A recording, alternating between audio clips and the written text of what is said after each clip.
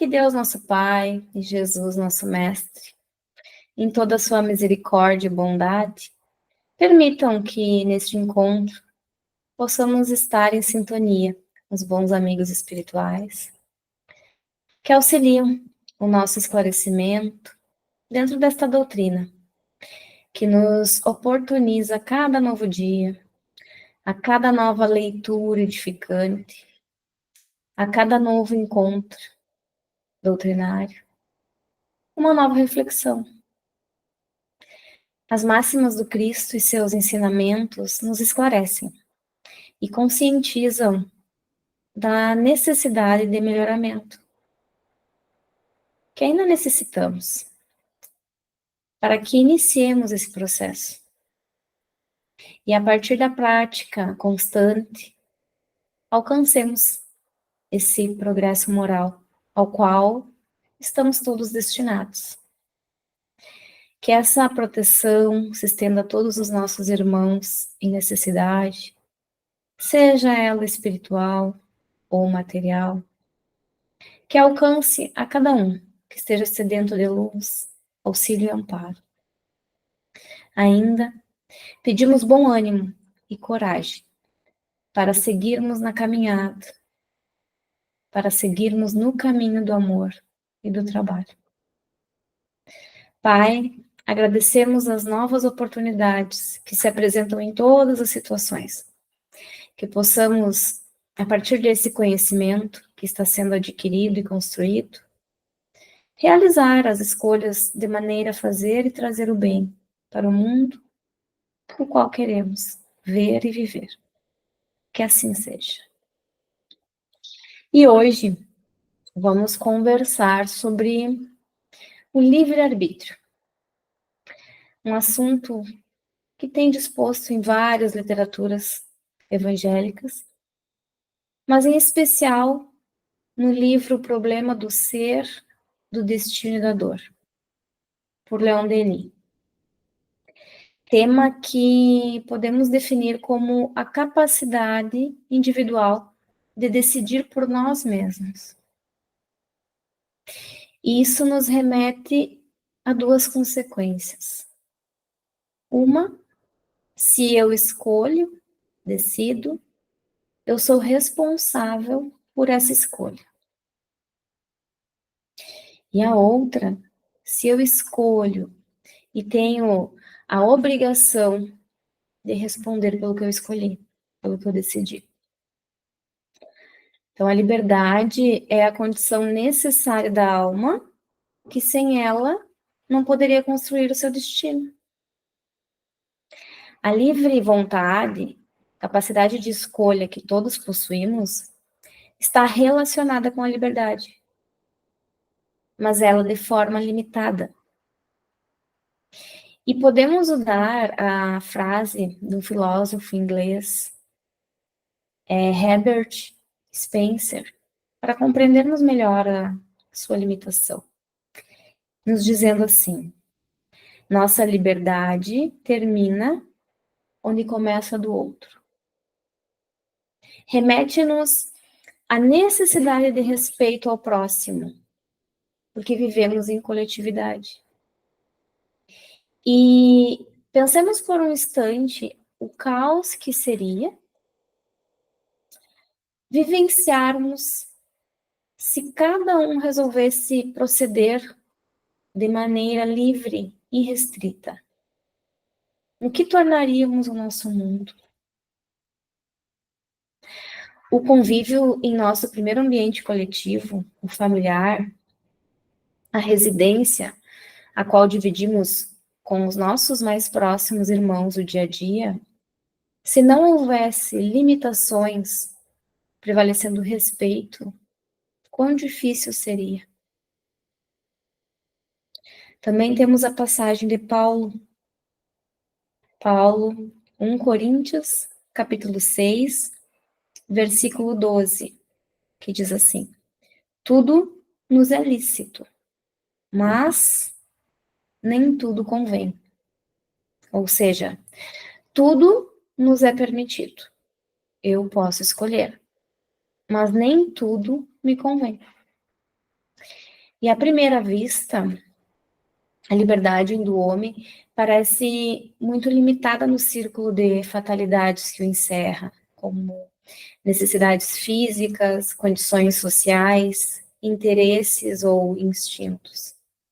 Mas, considerando a questão mais de perto, vê-se que essa liberdade é sempre suficiente para permitir que a alma quebre esse círculo e escape às forças opressoras. Então, é muito importante pensarmos na nossa capacidade de escolher. Em cada momento de nossa vida, a escolha é nossa. Cada vez que quisermos avaliar por que as coisas estão indo bem ou não estão indo tão bem, verifiquemos o tipo de escolha que estamos fazendo. Fazemos escolhas para a nossa felicidade e fazemos escolhas para a nossa infelicidade. E nem sempre percebemos isso. Quando escolhemos o cônjuge, o parceiro, o namorado, estamos buscando alguém que se afine conosco, com quem possamos compartilhar a vida. Nós a fazemos. Quando pensamos no alimento de cada dia, no tipo de refeição que vamos fazer, a escolha é nossa. Eu escolho o alimento saudável ou não. A nossa condição orgânica, a partir daí, estará sendo definida, de acordo com o que eu escolho consumir. Os nossos filhos, para a sua educação, para a sua introdução à vida religiosa, a sua compreensão para com os outros, como ver e lidar com as situações do mundo, com as frustrações, a formação do seu pensamento político. Tudo isso estará diretamente ligado com as escolhas que eu venho a ter, da forma que quero educá-lo. Se quero educá-lo em relação a esses aspectos morais e tantos outros. E eles também virão a fazer suas escolhas no futuro próximo. Então, nós é que escolhemos. E a partir disso, a vida fica nas nossas mãos. Claro que existem situações que a decisão final independe da nossa. Vamos nos utilizar de um exemplo próximo a nós. A política. Mas ainda assim, podemos pressionar, fazer movimentos, nos dirigir às autoridades, cobrar atitudes éticas. Ou podemos ficar acomodados, esperando que alguém resolva por nós tais questões. Escolha nossa. E ainda confirmamos que a nossa liberdade não é irrestrita ou ilimitada com a seguinte frase: a semeadura é livre, a colheita obrigatória. A liberdade e a responsabilidade são correlativas no ser e aumentam com sua elevação. É a responsabilidade do homem que faz a sua dignidade e moralidade. A responsabilidade é estabelecida pelo testemunho da consciência, que nos aprova ou censura, segundo a natureza de nossos atos. A sensação do remorso é uma prova mais demonstrativa. Então, a nossa vida está amarrada às nossas escolhas. Percebamos que as responsabilidades por essas nossas escolhas, nós compete. Então, somos responsáveis por que escolhemos. Transferir a culpa das escolhas que tivemos aos outros, ao tempo, aos santos, a Deus, à política, é negligenciar a nossa responsabilidade diante das escolhas que realizamos. Podemos aqui comentar uma questão do Livro dos Espíritos, 459 é o número dela. E os espíritos, o questionamento de Kardec é o seguinte: os espíritos influem sobre os nossos pensamentos e as nossas ações? E a resposta dos espíritos nos dizem: a esse respeito, sua influência é maior do que credes, porque frequentemente são eles que vos dirigem. E aí, com essa resposta, a gente se questiona: como eu atribuo as responsabilidades apenas às minhas escolhas, se eu sou influenciado constantemente? Não é difícil entendermos se refletirmos um pouco sobre o quesito. Influência nós sofremos a partir do momento que convivemos com qualquer espírito. E aqui mencionamos tanto os encarnados, nós, sociedade, como os desencarnados. Mas o ponto crucial se dá aqui. Eu permito sofrer influência de quem? Espíritos bons ou ruins? Essa escolha também pertence a mim. Se um amigo encarnado me sugere algo, eu avalio se serve ou não para minha vida. Da mesma forma, a gente tem que proceder quando for de um espírito desencarnado. Fechando a porta aos irmãos em desalinho e aceitando o auxílio dos bons. Por mais difícil que se pareça desenvolver essa percepção, temos como primeira sugestão orar e vigiar os pensamentos. Então, notemos que quando somos crianças, almejamos a adolescência. Os 16 anos, depois os 18, os 21.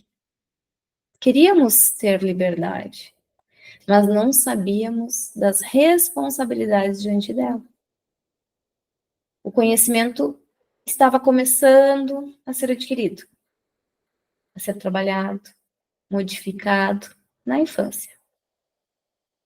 E aí percebemos que quanto maior nossa liberdade, maior nossa responsabilidade. E vice-versa. O conhecimento de nós mesmos, do bem e do mal, vai se ampliando através das experiências, das vivências e convivências acumuladas ao longo de sucessivas situações pelas quais passamos.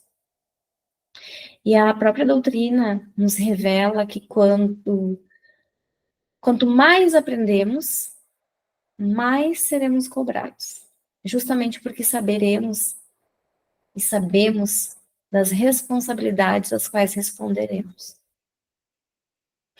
Eu, sabendo manusear uma arma de fogo, sem conhecimento, e de forma não profissional, posso atingir alguém ou a mim mesmo de maneira fatal, eu irei refletir antes de manuseá-lo. Se eu, não sabendo praticar o nado, entrar fundo em águas desconhecidas, da mesma maneira, sei o risco que essa execução pode causar. São escolhas que eu faço, que terão consequências. E conforme o conhecimento que eu adquiro, eu avalio a mesma. O Espiritismo nos ensina que essa liberdade deve estar subordinada em domar as nossas vontades e emoções, para que sejam mais próximas da vontade divina. Assim, as dores, dificuldades serão melhores compreendidas, e mais felizes nós seremos. A doutrina espírita vem como forma de oportunidade para que possamos progredir, de maneira que também auxiliamos o nosso irmão. Porque da mesma maneira que eu posso me equivocar diante das escolhas que eu realizo, ele também pode. Cada um dentro do seu grau evolutivo e conforme o seu conhecimento moral e intelectual desenvolvido.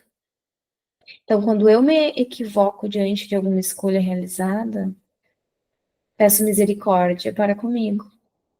Mas quando o meu irmão comete uma falta, eu exijo justiça para com ele. Reflitamos nesses dois pressupostos: justiça e misericórdia, para que alcancemos o meio termo e compreendamos as responsabilidades que nos cabem diante dessas escolhas. Deus nos presenteia a todo momento com novas possibilidades, tanto em situações da vida, como as reencarnações.